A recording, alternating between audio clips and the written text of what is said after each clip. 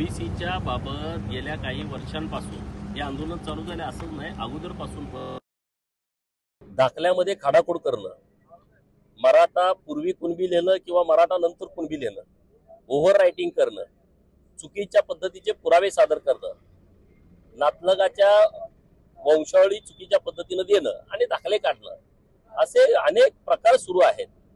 आणि त्यामुळं ओबीसी लोकांच्या मनामध्ये मोठ्या प्रमाणामध्ये संभ्रम तयार झालेला आहे. आणि त्यामुळे नवीन नवीन जे GR येत आहेत त्या संदर्भामध्ये पण लोकांच्या मनामध्ये मोठा रोष आहे. आणि म्हणून आज माननीय छगन भुजबळ साहेबांच्या नेतृत्वात आज बीडमध्ये सभा होतीये. त्या सभेला उपस्थित राहण्यासाठी मी चाललोय. मागच्या काही दिवसापासून प्रामुख्याने एक मागणी आहे की जो सरकारने GR काढलेला मराठा आरक्षणाचा तो रद्द करावा. पडळकरांची स्वतःची काय भूमिका आहे? बघा, छगन भुजबळ साहेबांची जी भूमिका आहे तीच गोपीचंद पडळकरची भूमिका आहे. त्यामध्ये आमच्यामध्ये काही वेगळं दुमत असायचं अजिबात कारण नाही. भुजबळ साहेब आता आमच्या सगळ्या ओबीसीचे एक लीडर आहेत आणि त्यांच्या बरोबर राहणं ही आमची सगळ्यांची भूमिका आहे.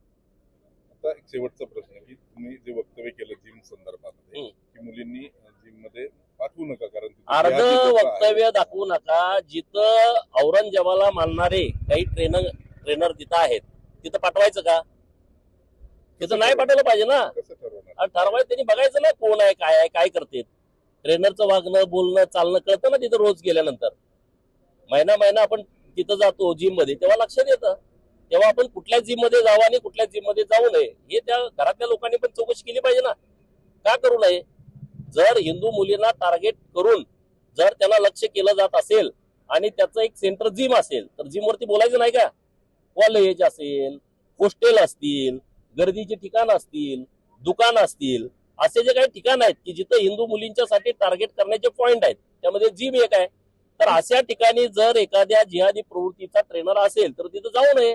त्यामध्ये काय वेगळं आहे? पोलीस आहे, शासन आहे, करतील ना पोलीस. माझं काम मी करतोय ना, पोलीस पोलिसाचं करतील. तुम्ही तुमचं करा. आम्ही बघितलं की वंचितचे त्यावेळेस तुम्ही अध्यक्ष होता त्यावेळेस पुरोगामी, फुले शाहू आंबेडकर असे भाषण करायचे आणि आता लगेच जिहादी सनातनी. कुठं? आता पण फुले शाहू आंबेडकरांनी मी सोडलंय, ऐकलं का तुम्ही? भाषण नीट ऐकत जावा तुम्ही माझं. नाही पण तुम्ही सांगता फुले शाहू आंबेडकर काय, पुरोगामीचीच काय मक्तेदारी अशातला भाग नाही. अरे जो छत्रपती शिवाजी महाराजांची मूर्तीची तोडफोड करतो त्याची काय पूजा करायची?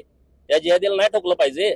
अन्नपूर्णा मातेच्या मंदिरामध्ये अश्लील चाळे केले, मूर्तीवरती लघुशंका केली, त्याचं काय करायचं? त्याचा काय सत्कार करूया तुमच्या? त्यावेळेस पण होतं ना तुम्ही ज्यावेळेस वंचित मध्ये होता त्यावेळेस पण या सगळ्या घटना. अरे जेव्हा होतात तेव्हा बोलायला पाहिजे ना. मी आज बोलतोय त्याच्यावरती तुम्ही व्यक्त व्हा ज्याला कुणाला व्हायचं आहे. माझी भूमिका मी मांडत राहणार. मी काय तुम्हाला कुणाला विचारून भूमिका मांडावी असे नाही परिस्थिती. काय परिवर्तन झालं पुरोगामी ते सनातनी? अरे कोण पुरोगामी होतं? जे कोण पुरोगामी असतील त्यांना जाऊन भेटा. तुम्ही कोण पुरोगामी असतात? तुमच्यावर जरा पुरोगाम्यांचा जास्त पगडा दिसतोय, त्यांना जाऊन भेटा. त्या थोतान लोकांना मी पुरोगामी वगैरे कधी नव्हतो, आज मी आहे. अरे आंबेडकर साहेबांची भूमिका मी आज पण मांडतो ना. ते काय पुरोगाम्याला विचारून मांडू का? आंबेडकर साहेब काय कुणाची काय मक्तेदारी नाही, ते आमची आहेत. आम्ही त्या विषयावरती बोलणार.